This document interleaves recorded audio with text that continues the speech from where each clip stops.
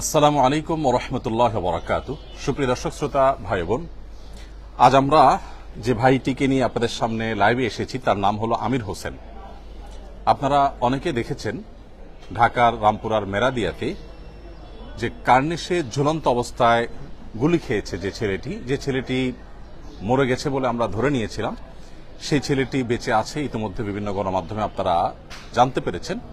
আজ আমরা সেই ছেলেটিকে মূলত আপনাদের সামনে হাজির করেছি এজন্য যে তার জন্য আসন্না ফাউন্ডেশন কিছু কাজ করার উদ্যোগ নিয়েছে। এই উদ্যোগটা অবশ্য আজকে নেওয়া হয়নি, উদ্যোগটা আরো অনেক আগে থেকে নেওয়া হয়েছে। কিন্তু তার শারীরিক অসুস্থতা, তার রানের এদিকে কাটা, রক্তনালী ছিঁড়ে গেছে, সেই জায়গাগুলোতে সেলাই আছে, ব্লিডিং হয়, আবার তাকে হসপিটালে যেতে হয়। এরকম একটা আনস্টেবল পরিস্থিতির কারণে আমরা তার জন্য কিছু হাদিয়া, কিছু উপহার আমরা প্রস্তুত করেছি, সেগুলো তাকে হস্তান্তর করব। সে